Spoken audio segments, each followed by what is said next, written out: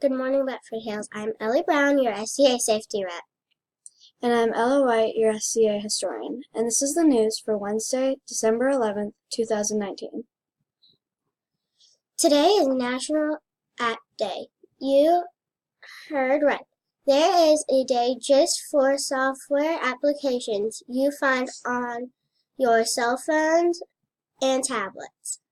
Did you know apps were created a little before 2007 when the first iPhone came out, and today there are more than 3 million.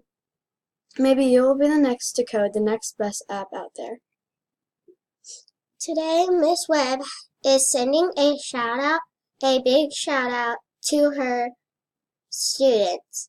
She wants her class to know that she is so proud of all of you for doing your best on the Stanford last week.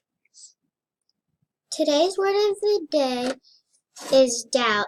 To doubt something is to believe it is not likely to happen or to feel unsure about it. For example, if it were really sunny and not a cloud in the sky, I would doubt very much that we would have rain. This is Ellie Brown And Ella White. Remember, be respectful, be responsible, be ready to learn. It's the Husky way every day. Have a great day!